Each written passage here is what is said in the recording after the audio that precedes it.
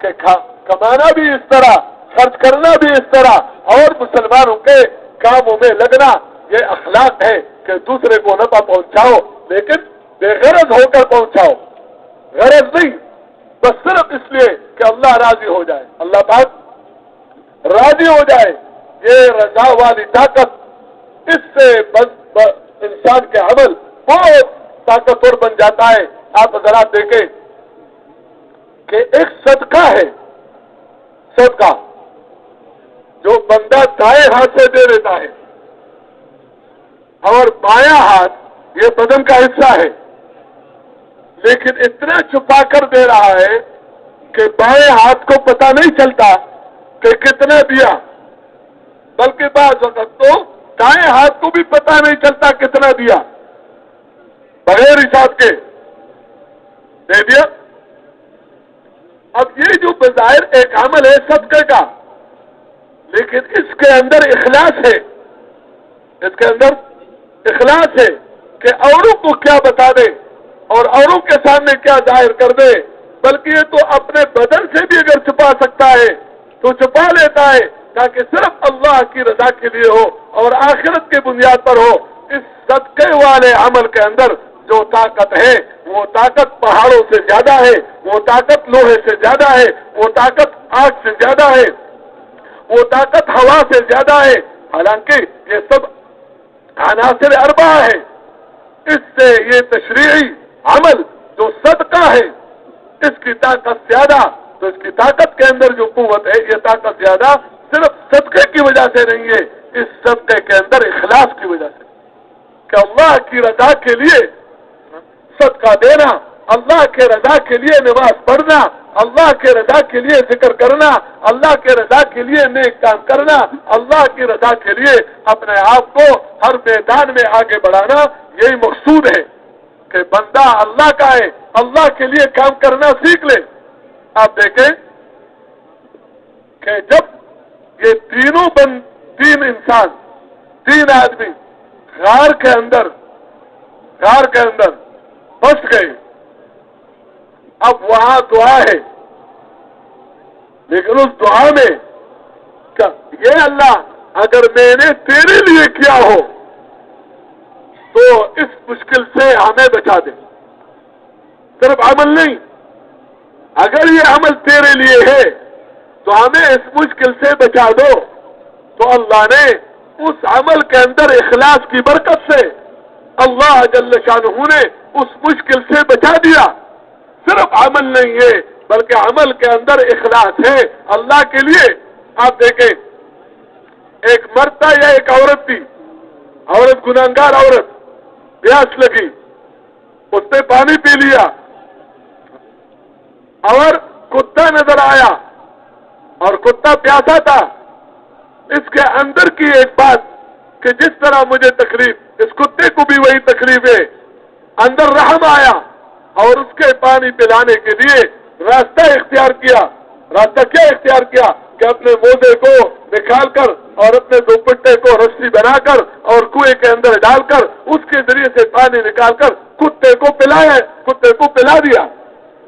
اللہ نے اس کے پورے گناہوں کو معاف کر کے اللہ نے ان کو جنت والا بنا دیا، ان کی مغفرت کی۔ کس عمل پر؟ کہ کتے کو پانی پلایا ہے۔ تو یہ صرف کتے کو پانی پلانے کی وجہ سے نہیں ہے، بلکہ یہ اللہ کے لیے کہ صرف خیر خواہی کے جذبے پر، کیونکہ عام طور پر بندہ کسی کے ساتھ احسان کرتا ہے تو دو باتوں میں سے ایک بات سامنے آ جاتی ہے عام طور پر۔ ایک یہ ہے کہ میں نے اس کو پانی پلا دیا، کل یہ مجھے پلا دے گا، آج میں نے اس کو کھانا کھلا دیا، کل مجھے کھلا دے گا، آج میں نے اس کی ضرورت پوری کر لی، کل میری ضرورت پورا کر لے گا۔ کتے سے یہ امیدیں نہیں ہیں کہ آج میں نے اس کو پانی پلایا تو کل یہ مجھے پلا دے گا۔ اور دوسری بات یہ ہوتی ہے کہ جب میں نے اس کو پلایا تو اب یہ حجروں میں جائے گا اور حجروں میں لوگوں کے بیچ میں بیٹھ کر کہے گا کہ فلاں آدمی تو بہت اچھا ہے، جب میں بھوکا تھا اس نے کھانا کھلایا تھا، جب میں پیاسا تھا اس نے پانی پلایا تھا، جب میں بے گھر تھا اس نے مجھے گھر دیا تھا، جب میرے پاس چیزیں نہیں تھی اس نے مجھے یہ دیا تھا۔ تو کتے سے یہ امید نہیں ہے کہ یہ لوگوں کے بیچ میں جا کر اور لوگوں کو یہ کہے کہ میں اس حال میں تھا اور اس عورت نے مجھے پانی پلا دیا، تو وہ صرف یہ کہ اللہ راضی ہو جائے۔ اس لیے عمل سے یہ کبھی مقصود نہ ہو کہ میں نے یوں کر لیا تو یہ کر لے گا، میں نے یوں کر لے گا تو یہ میری تعریف کرے گا، میرا نام بن جائے گا، اور یوں نہیں، صرف اللہ کی رضا کے لیے کام کرنا سیکھنا، اخلاق سیکھنا، عبادات سیکھنا، مال کمانا سیکھنا، مال خرچ کرنا سیکھنا، اور پھر اس کے ساتھ اس کو پھیلانا سیکھنا۔ میرے محترم دوستو، یہ ہمارے دین کا سیکھنا ہے اور اس کو عام کرنا ہے۔ اور میں آخری بات عرض کر لوں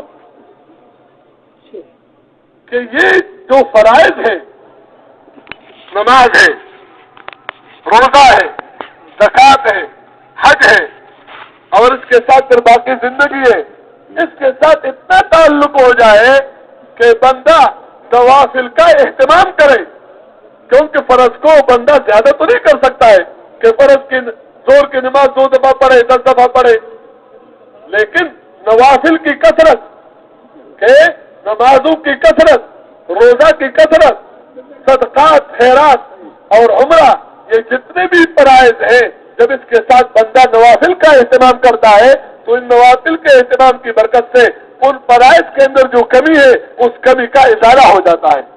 اور دوسری بات یہ کہ ان کثرت نوافل کے ذریعے سے اور ان فرائض کے ذریعے سے یہ اللہ کا محبوب بندہ بن جاتا ہے۔ جب اللہ کا محبوب بندہ بن جاتا ہے اب اس کی آنکھیں ٹھیک ہو جاتی ہیں۔ جو کہتے ہیں نا نظر کی حفاظت نہیں ہے، آنکھیں ٹھیک، کان ٹھیک، ہاتھ اور پیر ٹھیک۔ جب اللہ کا محبوب بندہ بن گیا تو اب اللہ اس کے آنکھ بن جاتا ہے۔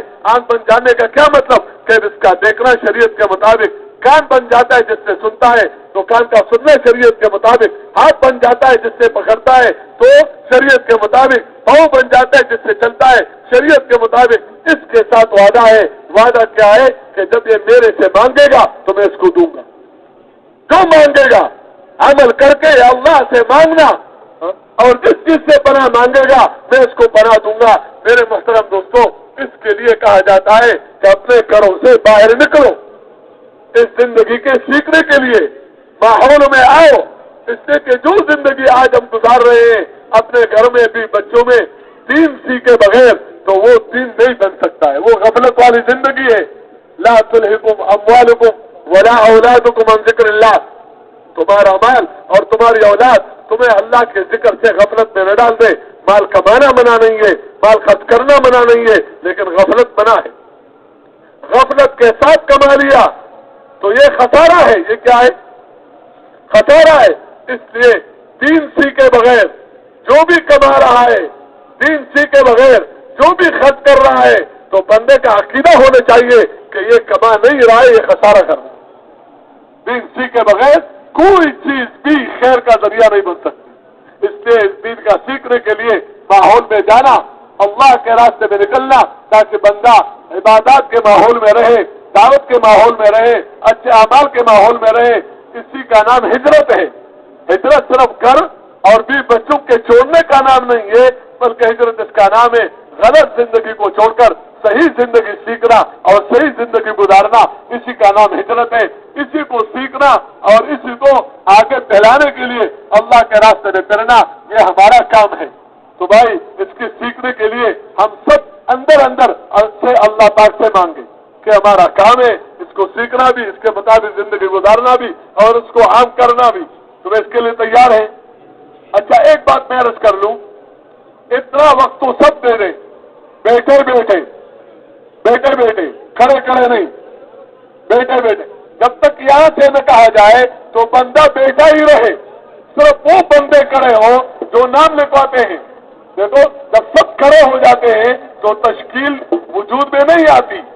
اس کے میرے محترم دوستو، آپ سے ایک سوال ہے، مانگنا ہے، یہ 8-10 منٹ اس پہ آپ نے کھڑا ہونا نہیں ہے اور دل میں دعائیں مانگنی ہے پورے مجمع کے لیے کہ اللہ جو بھی آیا ہے تیرے لیے آیا ہے، اپنا تعلق نصیب کر دے اور گزری ہوئی زندگی پر ندامت اور توبہ اور اپنے راستے میں اس کو قبول کر لے۔ تو دل دل میں اللہ سے مانگنا، بس صرف وہی کھڑا ہو اپنی جگہ پر جو اپنا نام لکھواتا ہے، اتنا وقت دینے کے لیے تو سب تیار ہے نا جی، ٹھیک ہے نا انشاءاللہ۔ اب بتائیں کہ جن کے ابھی تک نام نہیں آئے ہیں، چلا 4 مہینے ملکوں میں، وہ اپنی جگہ پر کھڑے ہو جائیں، باقی ساتھی بیٹھے رہے، صرف 5-7 منٹ کی بات ہے، زیادہ نہیں ہے، لیکن یہ سب کھڑے ہو جائے تو مجمع پھر قابو میں نہیں رہتا۔ ہمت کر لے جی۔